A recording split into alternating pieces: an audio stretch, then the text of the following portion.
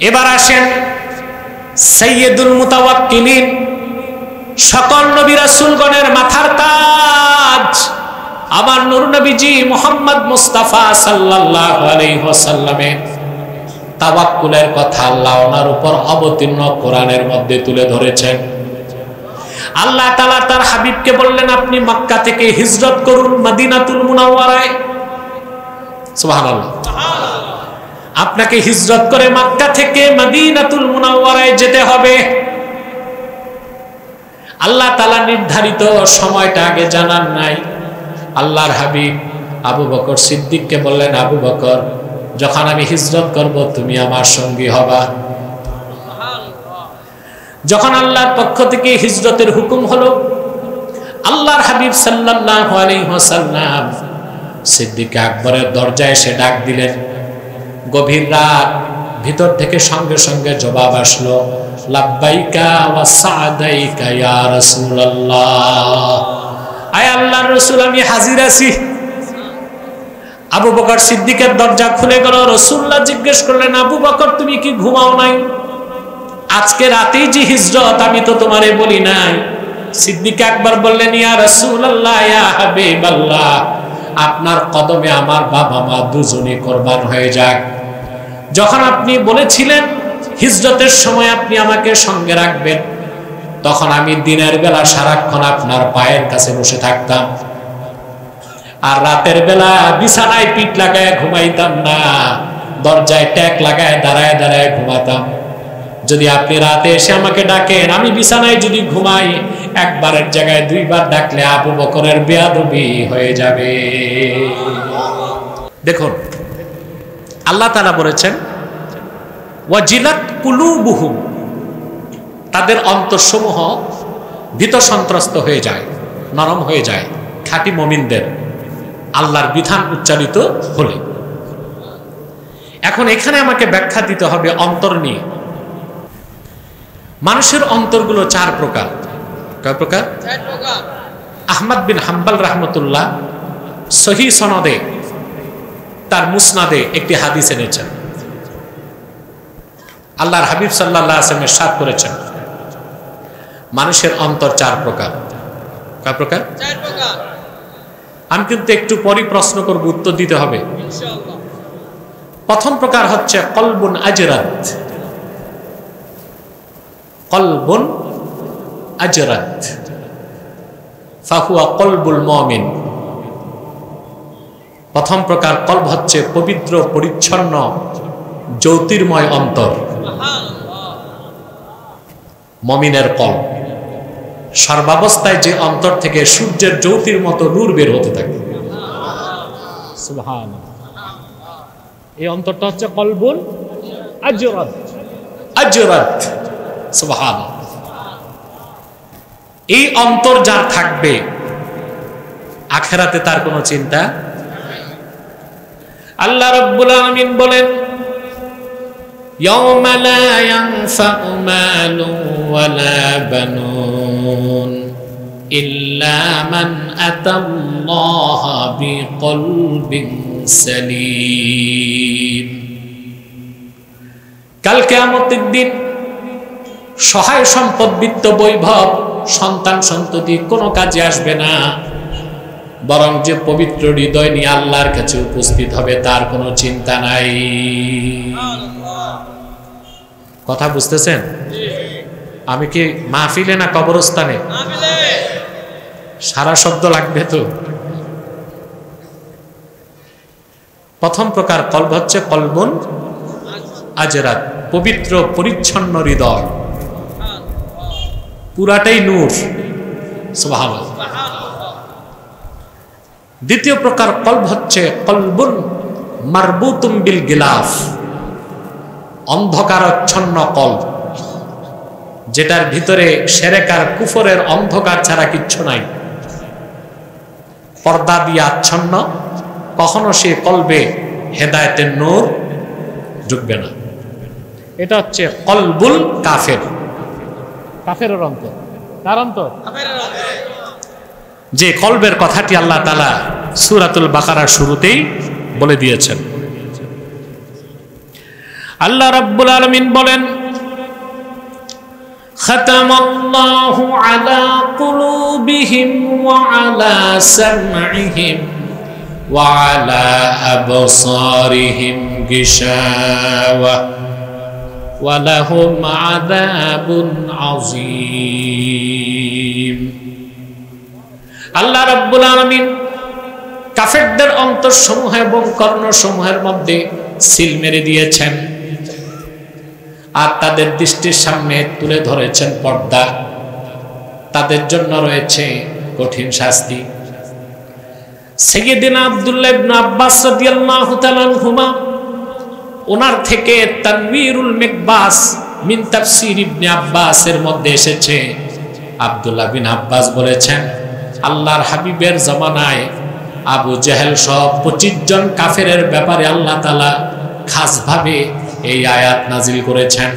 ওই 25 জনের একজনও ঈমান আনতে পারে নাই। আর আমভাবে সকল কাফেরদের ক্ষেত্রে প্রযোজ্য, যাদের অন্তরকে আল্লাহ সিল মেরে দিয়েছেন, পর্দায় আচ্ছন্ন করে দিয়েছেন, ওই অন্তরে কোনোদিনও হেদায়েত ঢুকবে না, ঢুকবে না। যত প্রমাণ দেন, যত দলিল দেন, যত ডকুমেন্টস দেন, ওরা কিছু মানবে, হাজারো ওয়াজে ধরবে না। এই রকম মানুষও বাংলাদেশে আছে না নাই? হাজার প্রমাণ দিবেন, কিন্তু যে কাফের কাফেরই থাকবে, নাস্তিক নাস্তিকই থাকবে। কয় প্রকার কলবের কথা শুনলেন? আমি কিন্তু একটু পরে জিজ্ঞেস করবো আপনার কোন প্রকার, কারণ আপনার রোগ আপনি জানেন, আপনি আপনার কলব চিনেন, ঠিক না? 3 নাম্বার কলব হচ্ছে কলবুন মানকুস, আরাফা সুম্মা নাকাসা। মুনাফিকের কলব, মুনাফিক ইসলামকে চিনতে পেরেছে, গ্রহণ করতে পারে নাই, ঠিক কিনা বলেন? মুনাফিককে আল্লাযী আবতানাল কুফরা ওয়া আজহারাল ইসলাম, যার ভিতরে কুফরি, বাইরে দেখায় ইসলামের লেবাস। বাইরে দেখায় ভিতরে কি? কুফর, কুফর। আর বাইরে দেখায় আমি মুসলিম, ভিতরে কুফর, ভিতরে কি? এই রকম মুনাফিকের কলব হচ্ছে কলবুন মানকুস। 4 নাম্বার হচ্ছে কলবুন মুসাফফাহ,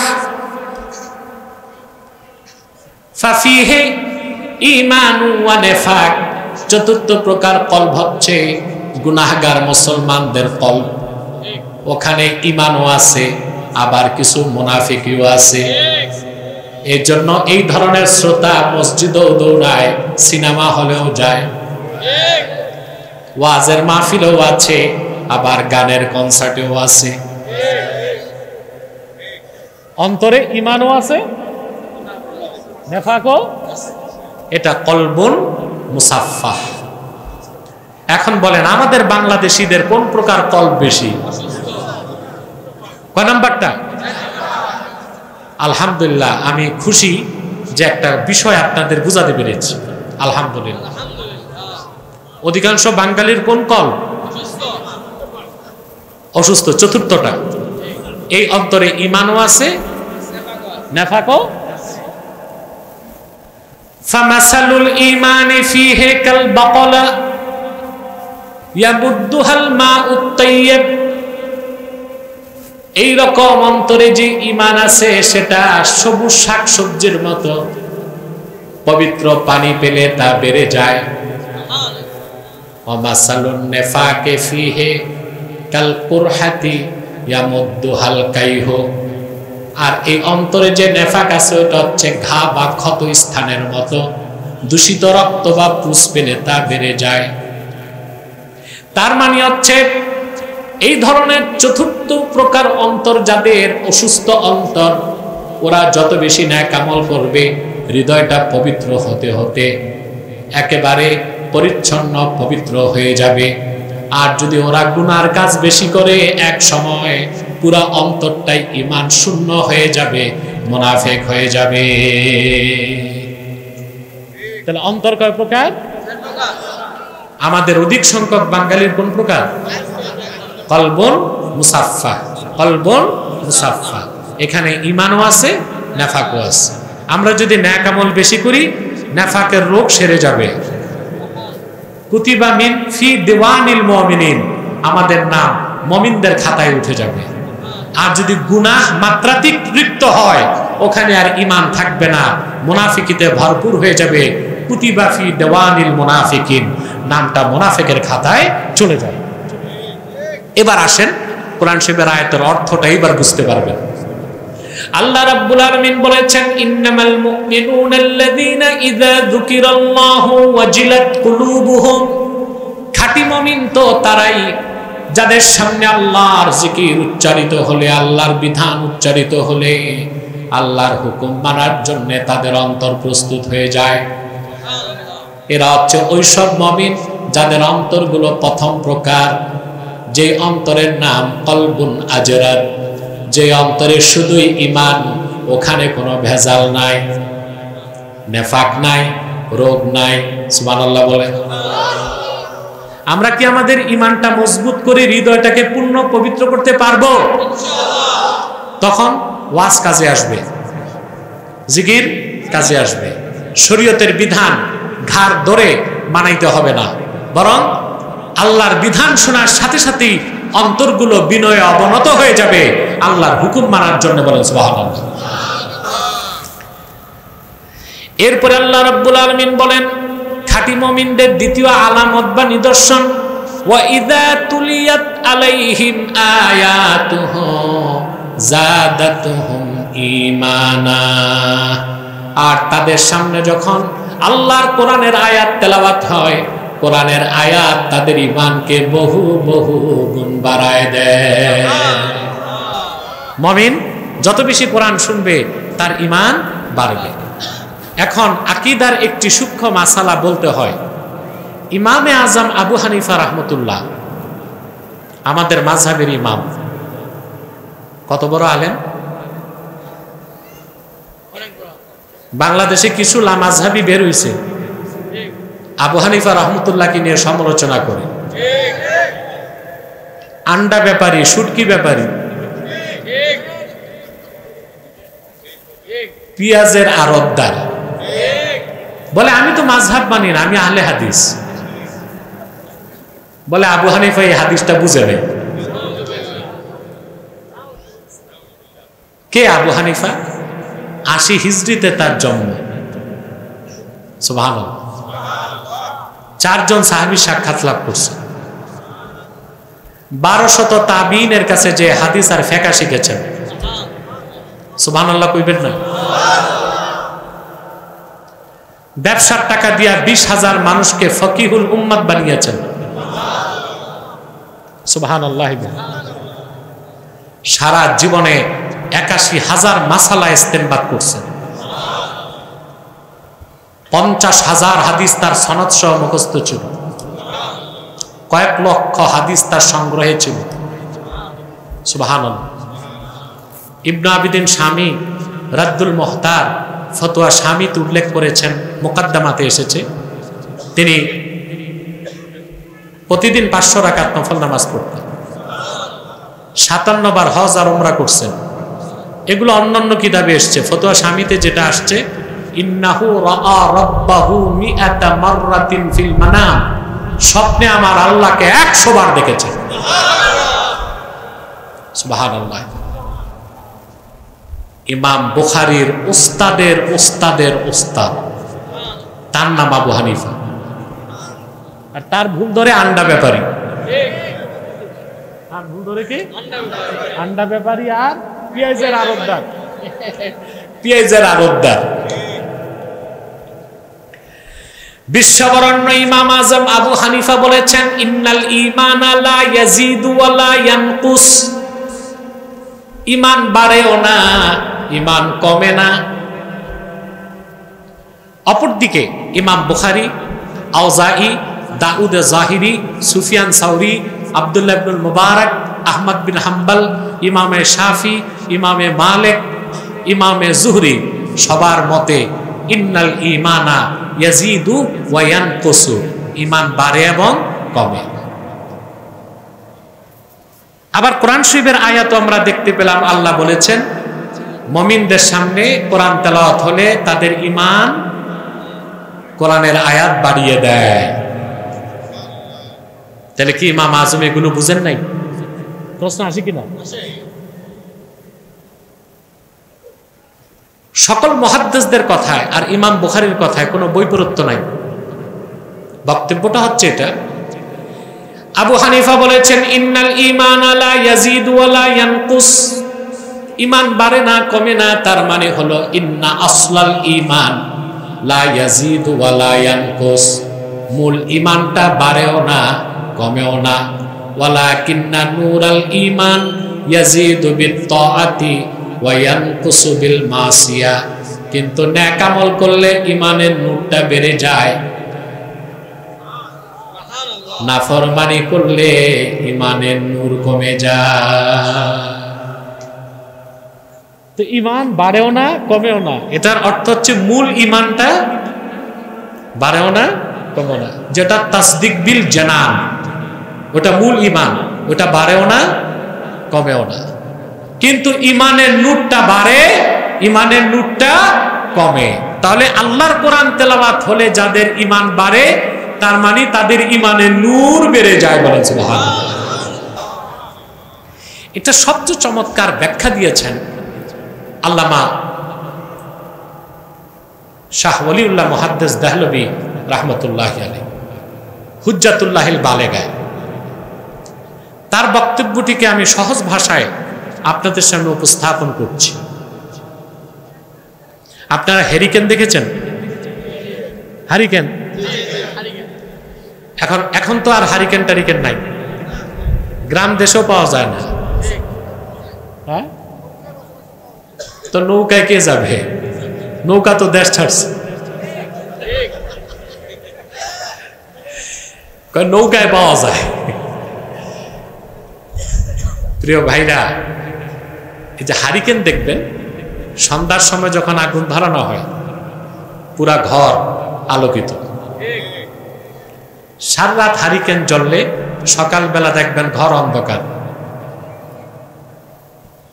তার কারণ বাইরের কাজটা কালো হয়ে গেছে, কি হয়ে গেছে। কিন্তু সন্ধ্যার সময় সলিতায় যে আগুন ছিল, ফজরের সময় আগুন কমে নাই, আলো কমে গেছে। কি কমে গেছে? কারণ বাইরের চিমনিটা কালো হয়ে গেছে। শাহ ওলিউল্লাহ মুহাদ্দিস দেহলভী ব্যাখ্যা করেছেন মূল যে ঈমান তা বাড়েও না কমেও না, কিন্তু নেক আমল করলে ঈমানের নূর বেড়ে যায়। হৃদয় যত পবিত্র হয় নেক আমল করলে ঈমানের নূর তত বেশি ছড়ায়। বান্দা যখন গুনার কাজ করে অন্তরটা কালিমা যুক্ত হয়ে যায়, ঈমানের নূর কমে যায়। তাহলে খাঁটি মুমিনের দ্বিতীয় নিদর্শন হচ্ছে আল্লাহ পাক বলেন তাদের সামনে যখন কোরআনের তেলাওয়াত হয়, কোরআনের আয়াত তাদের ঈমানকে বাড়ায় দেয়। সুবহানাল্লাহ বলবেন। 3 নাম্বার বৈশিষ্ট্য, ওয়া আলা রাব্বিহিম ইয়াতাওয়াক্কালুন, খাঁটি মুমিনরা তাদের রব আল্লাহর উপর পূর্ণ মাত্রায় নির্ভর করে, বলেন সুবহানাল্লাহ। মুমিনরা কার উপর তাওয়াক্কুল করে? যদি কোনো মুমিনের জীবনে তাওয়াক্কুলের বৈশিষ্ট্য না থাকে, নিঃসন্দেহে সে মুমিন হতে পারে নাই। খাঁটি মুমিনের অন্যতম বৈশিষ্ট্য হচ্ছে সে সর্বাবস্থায় তাওয়াক্কুল করবে কার উপর? সুবহানাল্লাহ বলবেন না? আল্লাহ রাব্বুল আলামিন কোরআনুল কারীমের মধ্যে 25 জন পয়গম্বরের ইতিহাস তুলে ধরেছেন। আল্লাহর জলিলুল কদর পয়গম্বরগণ আল্লাহর উপর কিভাবে তাওয়াক্কুল করতেন, ভরসা রাখতেন, আল্লাহ সেই কথাগুলো কোরআন কারীমের মধ্যে বলে দিয়েছেন। আল্লাহ দৃষ্টান্ত দিয়েছেন হযরত ইব্রাহিম খলিলের। ইরাকের বাবেলে তার জন্ম। এমন এক পরিবেশে তিনি জন্ম নিলেন, আশপাশের প্রত্যেকটা মানুষ ছিল মূর্তি পূজারী, পত্তলিক, কেউ চন্দ্র পূজারী, কেউ সূর্য পূজারী, কেউ নক্ষত্র পূজারী, ন্যাচারালিস্ট, ম্যাটারালিস্ট, প্রকৃতিবাদী আর বস্তুবাদী। তিনি এক আল্লাহর তাওহীদকে বিশ্বাস করতেন। সুবহানাল্লাহ বলবেন। আপনারা আজকে বাংলাদেশে সবচেয়ে সস্তা শব্দ এখন বিপ্লব। এখন সস্তা শব্দ কি বাংলাদেশে? বিপ্লব। 5 তারিখ কি হয়েছে? না, এটা বিপ্লব না, এটা অভ্যুত্থান হয়েছে। কি হয়েছে? বিপ্লব যদি হতো তো রাষ্ট্র চালাতো বিপ্লবীরা। যেমন সিরিয়াতে আহমদ আশ-শারা জোলানি এখন প্রেসিডেন্ট হয়ে গেছে, বিপ্লবের নেতৃত্ব দিছে, তিনি এখন প্রেসিডেন্ট। আমাদের দেশে যারা বিপ্লব করছে 5 তারিখ, তারা তো রাষ্ট্র ক্ষমতায় যেতে পারে নাই, তাদের কথায় তো আর দেশ চলতেছে না, বরং অনেক জায়গায় তারা নিরীহের মতো মার খাচ্ছে। এটা বিপ্লব ছিল না, এটা ছিল অভ্যুত্থান। কি ছিল? বিপ্লব এক জিনিস, অভ্যুত্থান। এই পৃথিবীতে প্রথম বিপ্লবী পুরুষ হচ্ছেন ইব্রাহিম খলিলুল্লাহ, সুবহানাল্লাহ। তিনি এমন এক পরিবেশে, বিপ্লব কোনটা? স্রোতের প্রতিকূলে সত্যের ঝান্ডা হাতে অবিচল দাঁড়িয়ে যাবার নাম হচ্ছে বিপ্লব। হযরত ইব্রাহিম বড় হয়ে দেখলেন, বালেগ হবার পর দেশের সব মূর্তি পূজারী, কেউ চন্দ্র পূজারী, কেউ সূর্য পূজারী, কেউ নক্ষত্র পূজারী, কেউ মূর্তি পূজারী। তিনি তার কওমকে ডাক দিয়ে বললেন, তোমরা এই অযৌক্তিক এবং অবৈজ্ঞানিক কাজ করো কেন? তারা বলল, কি রকম? বলে, তোমরা যাদেরকে নিজ হাত দিয়া বানাইলা, এদের কাছে আবার তোমরা সাহায্য চাও, রিজিক চাও, এগুলো তো খোদা না, বেহুদা। কওমের লোকজন মানতে চাইল না, বলল, তুমি বাড়াবাড়ি করো না ইব্রাহিম। তিনি বললেন, বাড়াবাড়ি না, যা সত্য তা বললাম। কওমের লোকজন যুক্তি দিল যে আমাদের বাপ দাদা করতো তো আমরাও করি। হযরত ইব্রাহিম দলিল প্রমাণ দিয়ে দেখলেন যে না, দাওয়াত আর ধরতেছে না, দাওয়াত। এবার তিনি বিপ্লবের পথ বেছে নিলেন। সুবহানাল্লাহ বলবেন।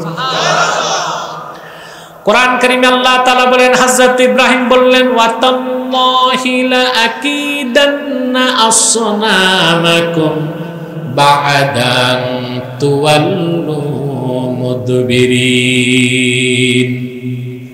হযরত ইব্রাহিম বললেন, আল্লাহর কসম করে বলছি, মূর্তি পূজারীরা, আমার দাওয়াত তোমরা গ্রহণ করো নাই, তোমরা বাড়ি যাবার সঙ্গে সঙ্গে আমি এই মূর্তিগুলোর ব্যাপারে চরম পন্থা গ্রহণ করব। কি গ্রহণ করব? প্রথম দিয়েছেন দাওয়াত, কি দিয়েছেন? দাওয়াত যখন নেয় নাই তখন কি বললেন? চরমপন্থা। সুবহানাল্লাহ বলেন। আমাদের দেশে যারা ওয়াজ করে বুঝায় ইসলামের চরমপন্থা নাই, তারা ভুল ওয়াজ করে। ইসলাম তিনটাই দিছে, ক্ষেত্র বিশেষ চরমপন্থা, ক্ষেত্র বিশেষ মধ্যপন্থা, ক্ষেত্র বিশেষ শিথিল পন্থা। আপনি যদি বলেন ইসলামে এক্সট্রিমিজম নাই, চরমপন্থা নাই, তো জিহাদকে কি বলবেন? কথা বলেন। ইসলামে উগ্রপন্থা নাই, সন্ত্রাস নাই, সহিংসতা নাই, কিন্তু ন্যায় বিচার প্রতিষ্ঠায় কঠোর থেকে কঠোর হবার সিদ্ধান্ত ইসলাম দিয়েছে। শুধু ইসলামের স্বার্থ রক্ষায় ফতুয়াবাজি করবেন, চরমপন্থা নাই। তো 5 তারিখ যে অভ্যুত্থান হয়েছে, এটা কি চরমপন্থা ছিল না? কথা বলেন। 15 বছর মিছিল করছেন, মিটিং করছেন, হরতাল করছেন, শুধু খাইছেন। আর যখন চরমপন্থায় গেলেন, দেশ দখল। কথা বলেন। 5ই আগস্ট যে দেশকে রক্ষা করছেন আপনারা ছাত্র জনতা, এটা কি গণতান্ত্রিক পদ্ধতিতে হয়েছে না চরমপন্থায়? পুলিশ একদিকে নিচ্ছে বন্দুক, গোলা, বোমা, জনগণ কিছু পায় না, নিচ্ছে জুতা, স্যান্ডেল, ইটা। দুই দিকে তো হয়েছে। এটা কি? তাইলে গণতন্ত্র প্রতিষ্ঠায় চরমপন্থা জায়েজ, ইসলামের স্বার্থ রক্ষায় না জায়েজ। এই ভাওতাবাজি আর চলবে বাংলাদেশে? ইসলাম তিনটাই দিয়েছে, ক্ষেত্র বিশেষ, চরমপন্থা। ওয়াকাতিলুহুম হাত্তা লা তাকুনা ফিতনাহ ওয়া ইয়াকুনা ad-দীনু কুল্লুহু লিল্লাহ। আল্লাহ দ্বীনকে প্রতিষ্ঠায় আল্লাহ কেতালের কথা বলেছেন, যখন দরকার নিয়ম নীতিতে। কিসে?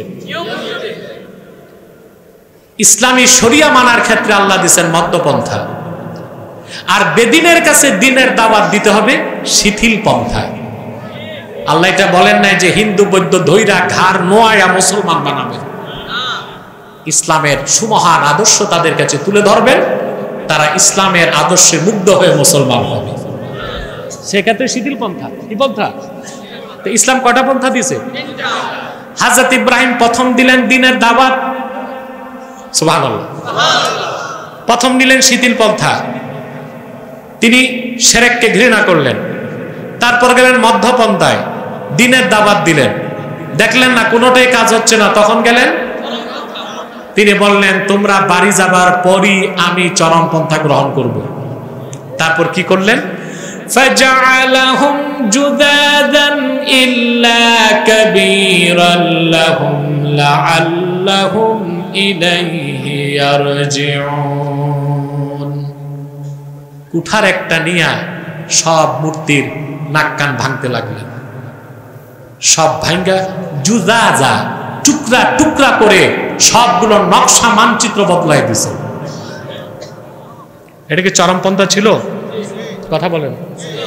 ওনার কোনো দল ছিল না, লোক ছিল না, পলিটিক্যাল ফোর্স ছিল না, সহযোগী কেউ ছিল না, একা এত বড় বিপ্লবের নেতৃত্ব দিলেন, বলেন সুবহানাল্লাহ। সবচেয়ে বড় যে মূর্তি, ওইটার মাথায় নিয়ে কুড়ালটা বেঁধে দিচ্ছেন। কেন? যেন ওরা তার কাছে ফিরে যায়। কেন? হযরত ইব্রাহিমকে তো জিজ্ঞেস করবে ভাঙছে কে, তিনি বলবেন বড়টারে জিজ্ঞেস করো। আর বড়টারে জিজ্ঞেস করলে ওটার তো কোনো জবাব নাই, তখন তিনি আবার দ্বীনের দাওয়াত দিবেন, যেটা কানে শোনে না, বলতে পারে না মুখে, এইটার এখানে খোদা বানাইছে। সারাটি দেশের মধ্যে শোরগোল পড়ে গেল। কার এত বড় দুঃসাহস আমাদের খোদাগুলোরে ভেঙ্গে খান খান করে দিল? কার কাজ এটা? মনে রাখবেন, বিপ্লবীকে কখনো বিপ্লবী নিজকে গোপন রাখতে পারে না। সুফি দরবেশ, মুফতি মুহাদ্দিস, বক্তা প্রবক্তায় পার্থক্য কি? সবাই কিন্তু একই নীতিতে বিশ্বাসী, কাজের ধরন। সুফি দরবেশ কাফেরকে কাফের জানে, বলে না, নীরবে কাজ করে। মুফতি মুহাদ্দিসের কাজ, কে কুফর করলো তাকে কাফের ঘোষণা করা। বক্তা প্রবক্তার কাজ সেই ফতুয়াকে ছড়ায় দেওয়া। সবাই একই নীতিতে বিশ্বাসী, কিন্তু কাজের ধরন। আর সবচেয়ে ব্যতিক্রম হচ্ছে বিপ্লবী, সে তার বিপ্লবকে প্রকাশ করে, আর বিপ্লবের নায়ক কখনো গোপন থাকতে পারে না, বলেন সুবহানাল্লাহ। চতুর্দিক শোরগোল পড়ে গেল। এত বড় দুঃসাহস কে করলো? লোকেরা জবাব দিল, ক্বালু সামি'না ফাতান ইয়াযকুরুহুম ইউকালু লাহু ইব্রাহিম। লোকেরা চতুর্দিক বলতে লাগলো, একটা যুবককে আমরা চিনি, জানি, তার নাম শুনেছি, সে সব সময় গায়রুল্লাহর মূর্তিগুলোর সমালোচনা করে, লোকেরা তারে ইব্রাহিম বলে ডাকে। এটা তার কাজ। ঘটনা দীর্ঘ করা আমার উদ্দেশ্য নয়, তাওয়াক্কুল কিভাবে আল্লাহর উপর করতে হয় সেই সবকটাই দিচ্ছি। নমরুদ তার মন্ত্রী পরিষদ নিয়ে বসলো। সিদ্ধান্ত হলো হযরত ইব্রাহিমকে আগুনে জ্বালিয়ে শাস্তি দেওয়া হবে। বিশাল আগুনের কুণ্ডলী নির্মাণ করা হলো। দাউ দাউ করে আগুন জ্বলছে। আল্লামা হাফিজ ইবনে কাসির রাহমাতুল্লাহি আলাইহি কাসাসুল কোরআনের মধ্যে লিখেছেন, নমরুদের রাষ্ট্রের মধ্যে একজন প্রকৌশলী ছিল, তার নাম ছিল হুজান। কি নাম? এবং তীব্র আগুন, সামনে যাওয়া যায় না। হুজান তখন ইঞ্জিনিয়ার, তো সে নমরুদকে একটা কাঠের কামান বানায় দিছে, নিক্ষেপক। ওইটাকে তাফসীরে বলা হয়েছে মিন জানিক। কি নাম? বহুবচন মাজানিক, কাঠের কামান। হযরত ইব্রাহিমের হাত পা বেঁধে কাঠের কামানের হাতলে বসায় দেওয়া হয়েছে। কামান ঘুরছে, রশি কাটলেই তিনি আগুনে যাবেন। আল্লাহ রাব্বুল আলামিন হযরত ইব্রাহিমের তাওয়াক্কুলকে যাচাই করতে চাইলেন। আল্লাহু আকবার। জিবরিল চলে আসলেন, এসে বললেন, ইব্রাহিম, আমি আল্লাহর শক্তিশালী ফেরেশতা, আমার নাম জিবরিল, আমার 600 পাখা আছে, একটা ঝাপটা দিলেই তো আগুন নিভে যায়। আলাকা হাজাতুন ইয়া ইব্রাহিম, ইব্রাহিম তোমার যদি সাহায্যের প্রয়োজন হয় আমার কাছে বলো। পাল্টা জবাবে হযরত ইব্রাহিম প্রশ্ন করলেন, জিবরিল আমার সাহায্যের দরকার আছে, তবে তোমার কাছে আমার প্রশ্ন, হাজাতুন ইলাইকা আও ইলাল্লাহ, সাহায্য কি তোমার কাছে চাইবো নাকি যে আল্লাহর ভালোবাসায় হাবুডুবু খেতে খেতে আগুনে যাচ্ছি সে আল্লাহর কাছে চাইবো? সুবহানাল্লাহ। কার উপর তাওয়াক্কুল করছেন? এর নাম তাওয়াক্কুল। এর নাম কি? আল্লাহ তাআলা তাওয়াক্কুলের ক্ষেত্রে মুসা নবীর দৃষ্টান্ত দিয়েছেন। আল্লাহ তাকে হুকুম করলেন, মুসা তুমি মিশর ছাড়ো। আল্লাহর হুকুম, রাতের অন্ধকারে তিনি মিশর ছাড়লেন। কত লক্ষ মানুষ ছিল তার সাথে হিসাব নাই, শুধু যুবক ছিল 6 লাখ। কত? মহিলা পুরুষ আবাল বৃদ্ধ বলিতা সব বাদ। ইবনে জারির তাবারী রওয়ায়াত করেন যুবক ছিল কত? ঘর বাড়ি ছেড়ে চলে আসছে। ফেরাউন খবর পেয়ে 80,000 ঘোড়সওয়ার নিয়ে রওনা দিছে। 80,000 ঘোড়া যদি একসাথে দৌড়ায় কত দূর আবার যাবে? ধুলা কেমন উড়বে? বনি ইসরাইল আপনারা জানেন কারা? বর্তমান ইহুদিদের পূর্বপুরুষ, চরম বেয়াদব একটা জাতি, ঠিক না? পিছন দিকে তাকায় দেখলো ফেরাউন আসতেছে। তারা মুসা নবীকে ঘেরাও করে ধরে বলল, মুসা বাড়িতেই তো ভালো ছিলাম, ফেরাউনের চড়থাপ্পড় খাইয়া বেঁচে ছিলাম, এখন তুমি বের করে আনলা, সামনে সমুদ্র, পিছনে ফেরাউন। সমুদ্রটা ছিল বাহার কাল জুম, 10 মাইল পাশ। কত? কোন ব্রিজ নাই, নৌকা নাই, আর যুবকই 6 লাখ। বনি ইসরাইল বলল, মুসা বাড়িতেই রাখতা, কেন নিয়ে আসলা? قال أصحاب موسى إنا لمدركون। বনি ইসরাইল মুসা নবীকে বলল, রে মুসা আমরা ধরা পেরে গেলাম, পিছনে সমুদ্র, সামনে সমুদ্র, পিছনে তরবারি। বিপদের সেই চরম মুহূর্তে আল্লাহর পয়গম্বর মুসা কালিমুল্লাহ নিরাশ হলেন না। কার উপর তাওয়াক্কুল করলেন? তিনি বললেন, কাল্লা ইন্না মাইয়া রাব্বি সায়াহদিন। কখনো না বনি ইসরাইল নিরাশ হয় না, যে আল্লাহর হুকুমে ঘর ছেড়েছি, আমার সে আল্লাহ, আমার রব আমার সাথে আছেন, অচিরেই তিনি সমুদ্রে আমাদের পথ দেখায় দিবেন। আল্লাহ মুসা নবীকে বললেন, মুসা তোমার লাঠি দিয়া সমুদ্রে আঘাত করো। তিনি সমুদ্রে আঘাত করলেন। এক আঘাতে সমুদ্রের মধ্যে আল্লাহ রাব্বুল আলামিন একটা নয়, দুইটা নয়, 1 ডজন শুকনা পথ বানায় দিলেন। বনি ইসরাইল ছিল 12টা গোত্র, একটার সাথে আর একটা আবার মারামারি করত। মানে এক পথে যদি যায় নিজেরাই তো মারামারি করে মরবে, এর জন্য 12টা গোত্রের জন্য আল্লাহ কয়টা পথ বানায় দিলেন? সুবহানাল্লাহ বলবেন। তার উপর তাওয়াক্কুল করলো মুসা নবী। এবার আসেন সাইয়্যিদুল মুতাওয়াক্কিলিন, সকল নবী রাসূলগণের মাথার তাজ, আমার নূর নবীজি মুহাম্মদ মুস্তাফা সাল্লাল্লাহু আলাইহি ওয়াসাল্লামের তাওয়াক্কুলের কথা আল্লাহ ওনার উপর অবতীর্ণ কোরআনের মধ্যে তুলে ধরেছেন। আল্লাহ তাআলা তার হাবিবকে বললেন, আপনি মক্কা থেকে হিজরত করুন মদিনাতুল মুনাওয়ারায়। সুবহানাল্লাহ। আপনাকে হিজরত করে মক্কা থেকে মদিনাতুল মুনাওয়ারায় যেতে হবে। আল্লাহ তাআলা নির্ধারিত সময়টা আগে জানান নাই।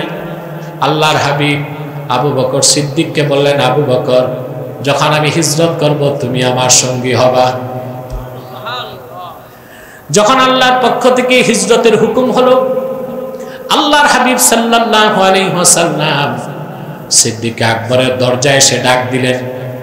গভীর রাত, ভিতর থেকে সঙ্গে সঙ্গে জবাব আসলো, লাব্বাইকা ওয়া সাদাইকা ইয়া রাসূলুল্লাহ।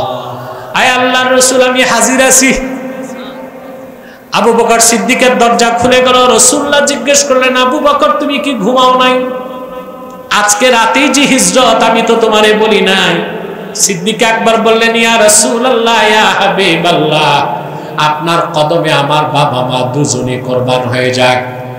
যখন আপনি বলেছিলেন হিজরতের সময় আপনি আমাকে সঙ্গে রাখবেন, তখন আমি দিনের বেলা সারাক্ষণ আপনার পায়ের কাছে বসে থাকতাম, আর রাতের বেলা বিছানায় পিঠ লাগায় ঘুমাইতাম না, দরজায় ট্যাক লাগায় দাঁড়ায় দাঁড়ায় ঘুমাতাম।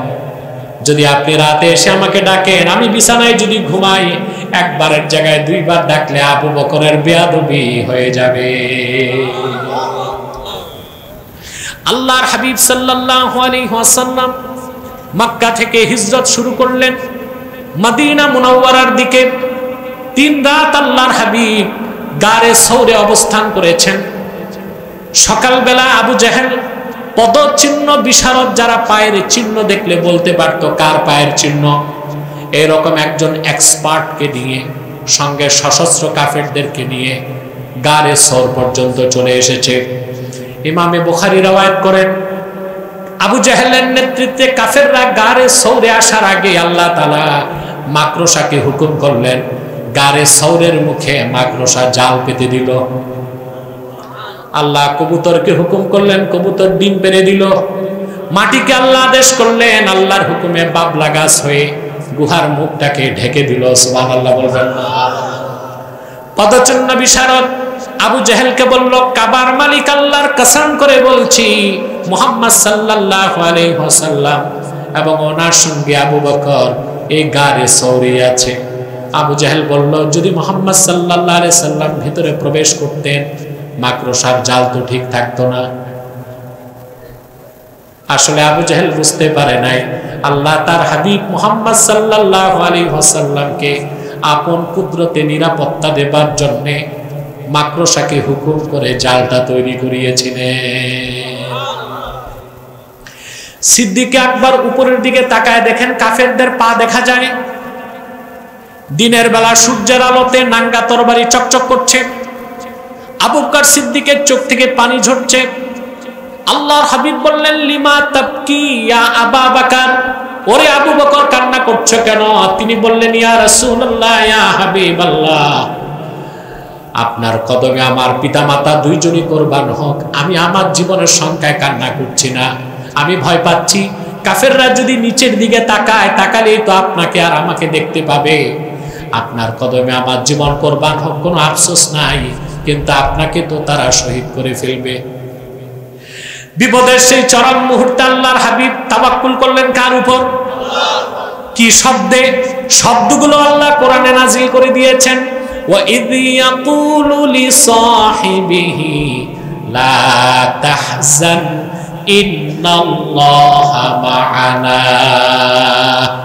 মুহাম্মদ সাল্লাল্লাহু আলাইহি ওয়াসাল্লাম আবু বকর সিদ্দিককে বললেন, আবু বকর ভয় পেও না, চিন্তা করো না, আল্লাহ রাব্বুল আলামিন আমাদের সাথেই আছেন। কাফেররা নিরাশ হয়ে চলে আসলো। পরবর্তীতে আল্লাহর হাবিব মুহাম্মদ সাল্লাল্লাহু আলাইহি ওয়াসাল্লাম সিদ্দিক আকবরকে নিয়ে গারে সৌর থেকে আবার মদিনা মুনাওয়ারাতে হিজরত করে চলে গেলেন। এবার আসেন আমার ভাইয়েরা, একটি সূক্ষ্ম ব্যাখ্যা। কথা বুঝতেছেন? ঘুমাচ্ছেন? কে কে ঘুমান? একটু হাত উঠান।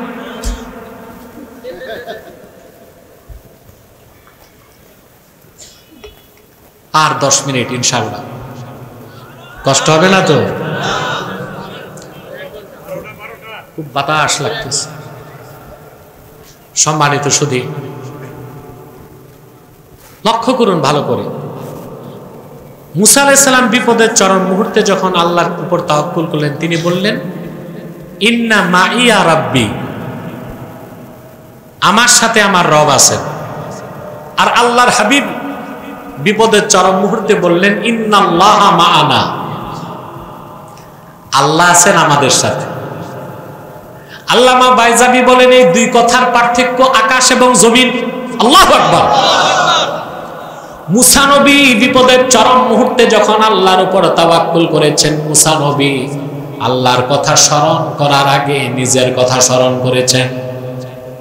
এই জন্য বলেছেন ইন্না মাইয়া রব্বি, আমার সাথে আমার রব।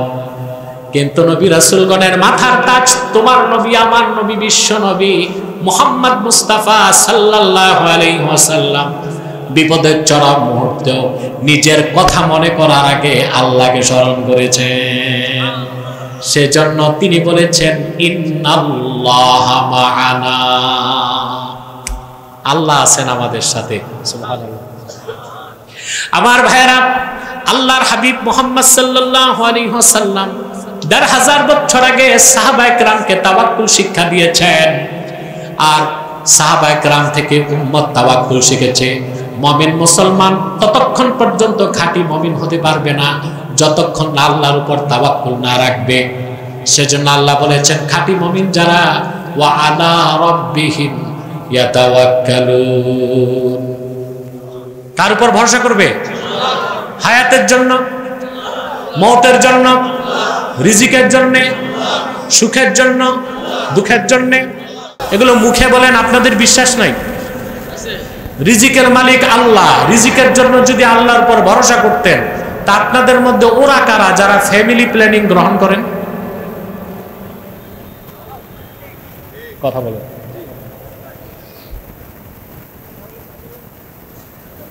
বুঝেন নাই?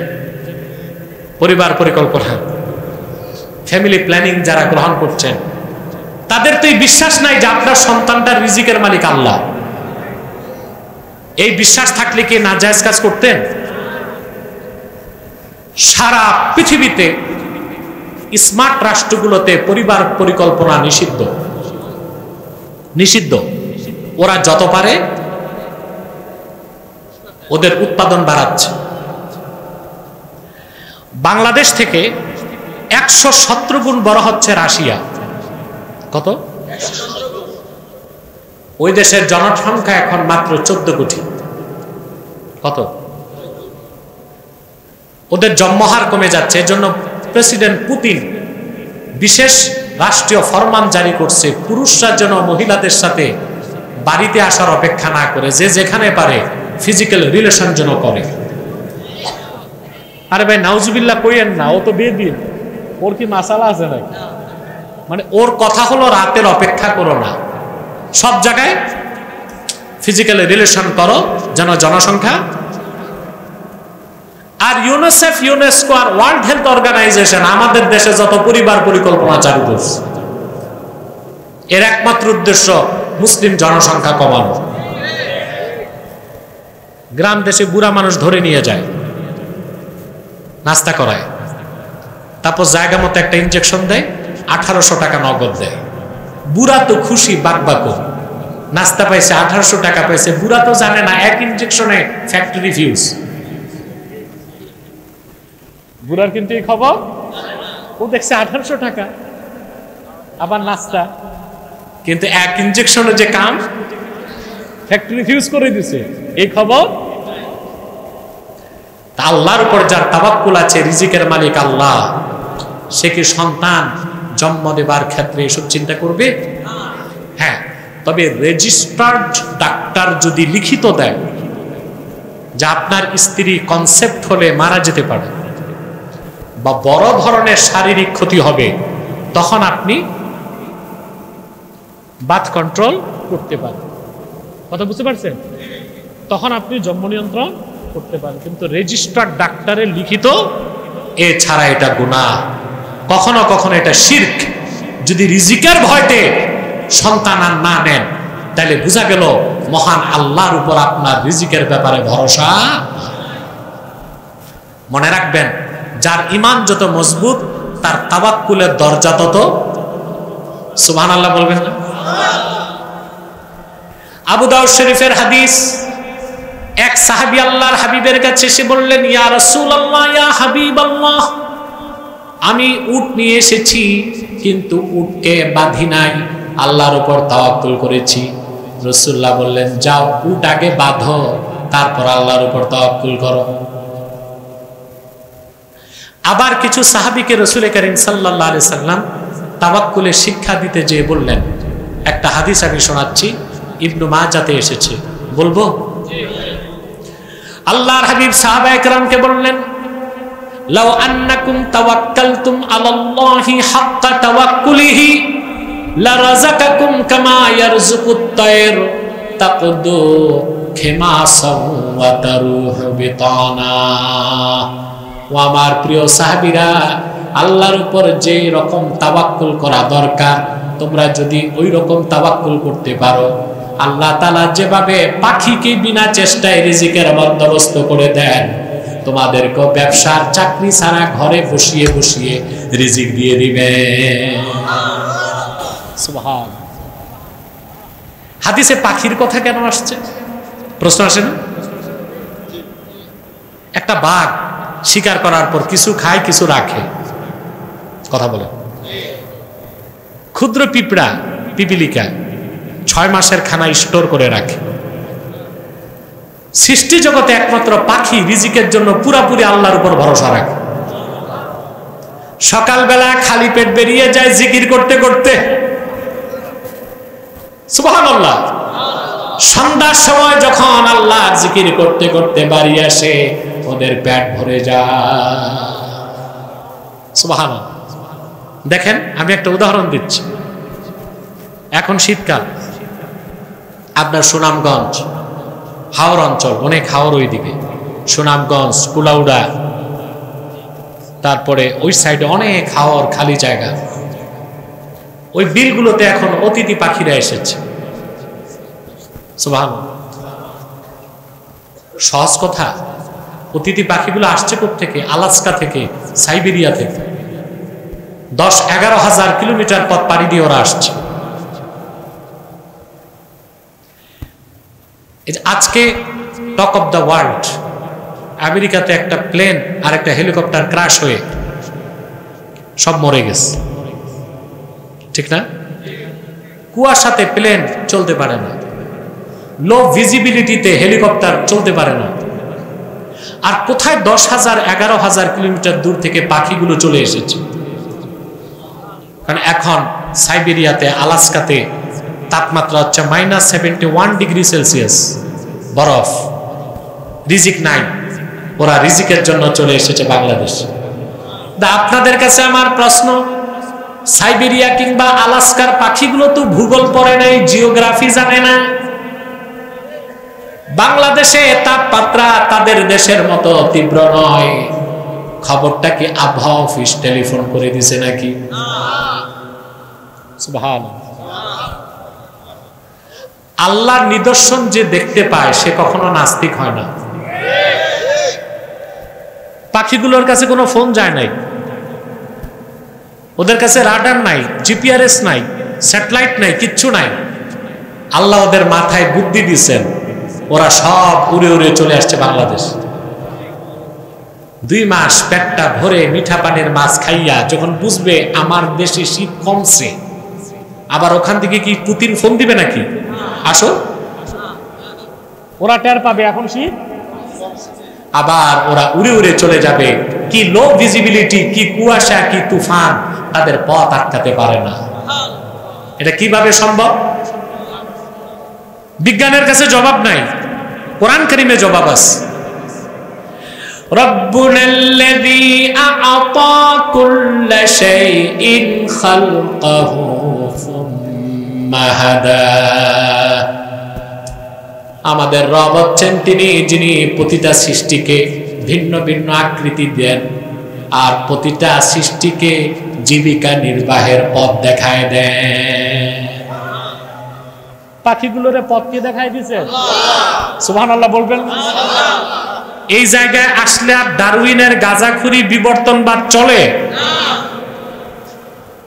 চলে?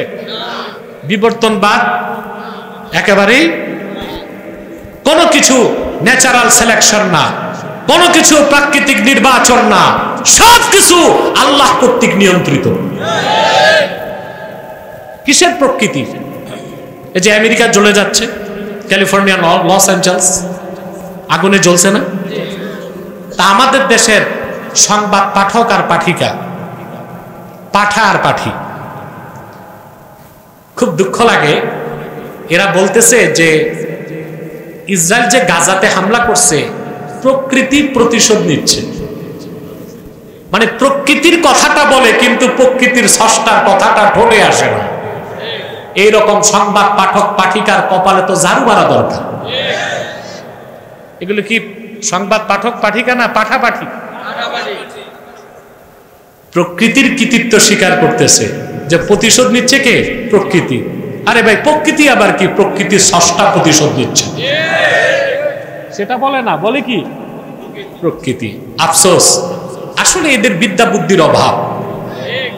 ঢাকা বিশ্ববিদ্যালয়ের জার্নালিজমে যারা পড়ে, বাংলা সাহিত্যে, দর্শনে, অর্থনীতিতে আর জার্নালিজমে, এর 88% নাস্তিক হয়। কি হয়? এই জন্য দেশ সংস্কারের ক্ষেত্রে আমার পরামর্শ আগেও দিয়েছি, এখনো দিচ্ছি, আমাদের দুইটা জায়গায় সংস্কার দরকার।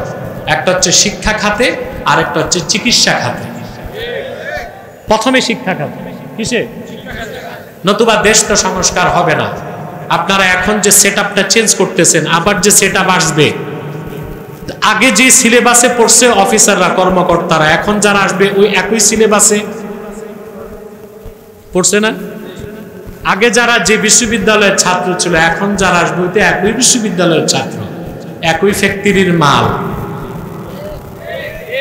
কাজ হবে? চুরি ছাড়বে? দুর্নীতি বন্ধ হবে? আমাদের শিক্ষা খাতটাকে ঠেলে সাজাতে হবে। প্রাইমারি থেকে বিশ্ববিদ্যালয় পর্যন্ত কোরআন হাদিসের মৌলিক দ্বীনি শিক্ষাকে বাধ্যতামূলক করতে হবে। তা আমরা ভালো অফিসার পাবো, আর ওই যোগ্য অফিসারগুলো ভালো মানুষ হবে। আর যদি আমরা দ্বীনি শিক্ষা দিতে তাদের না পারি, শুধু ভূগোল, অর্থনীতি, সমাজ বিজ্ঞান, physics, chemist, zoology, botany, cosmology এগুলো পড়াই, তো এগুলো হবে রোবোটিক, যান্ত্রিক জীব। এরা চুরি করবে, সুদ খাবে, ঘুষ খাবে, চুরি চামারি, বদমাশি সবই করবে। তা আমাদের সংস্কারটা কোথায় দরকার? আগে কোথায়? তারপর দরকার চিকিৎসা। চিকিৎসা কেন দরকার? তার কারণ হচ্ছে মানুষ যদি সুস্থ না থাকে, মানুষ মেধাবী হয় না। কি হয় না?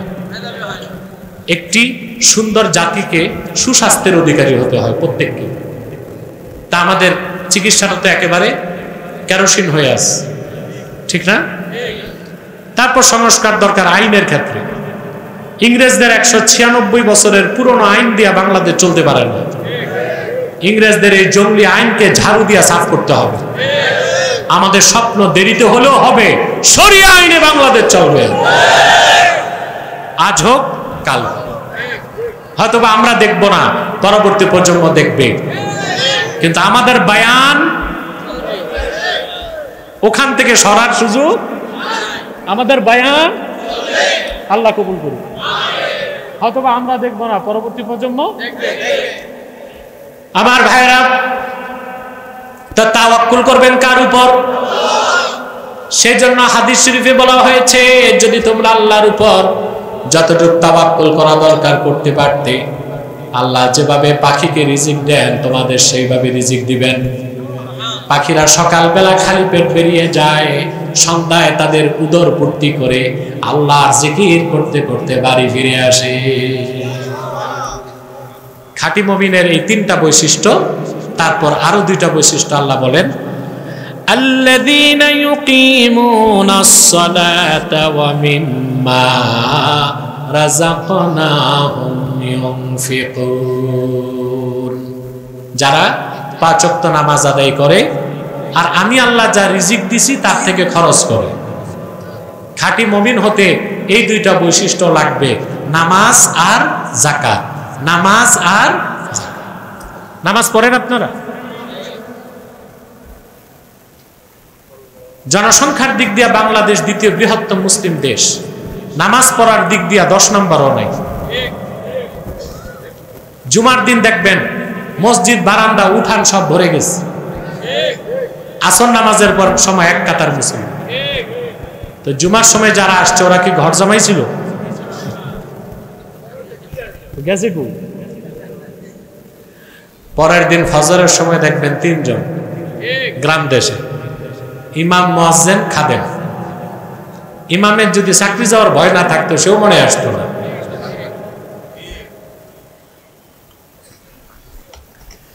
যুবকরা, আমি একটা কথাই বলে যাই,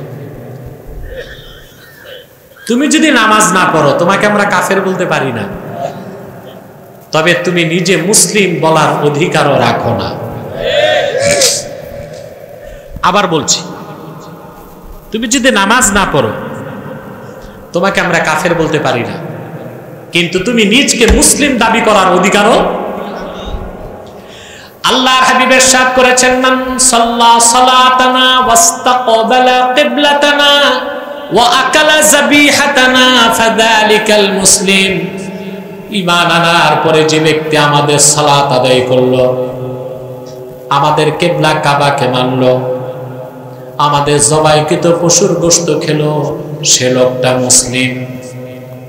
তাহলে ঈমান আনার পরে যতক্ষণ কোনো ব্যক্তি সালাত আদায় করবে না, আমরা তারে মুসলিম বলতে অবলীলায় পারি না। ঠিক না?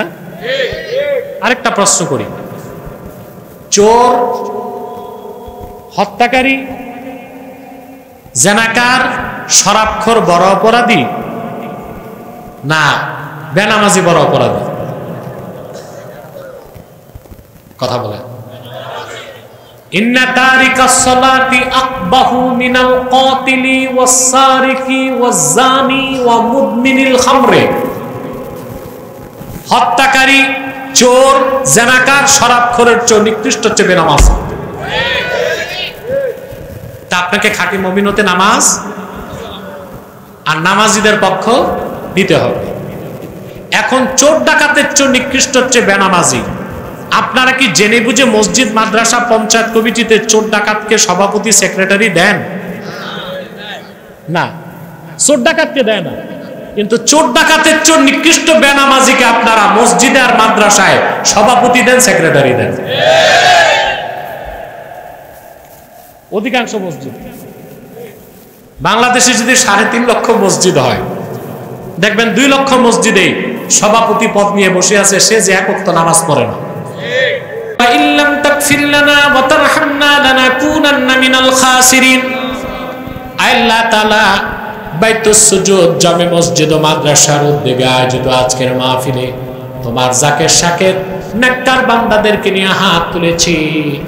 এতগুলো মানুষের মধ্যে যার দুটো হাত তোমার ভালো লাগে আল্লাহ, তার দুটো হাতের বিনিময়ে আমাদের জিন্দেগীর সব গুনাহ তুমি মাফ করে দাও রব্বুল আলামিন। আল্লাহ তাআলা হৃদয়ের গভীর থেকে দোয়া করি, আল্লাহ তোমার আখিরি নবী নূর নবীজি আমার মুহাম্মদ মুস্তাফা সাল্লাল্লাহু আলাইহি ওয়াসাল্লাম আজ থেকে ১৫০০ বছর আগে দুনিয়া থেকে বিদায় নিয়েছেন। হায়াতুন নবী হিসেবে জান্নাতুল ফেরদাউস রওজা মুবারকে বিশ্রাম নিয়েছেন।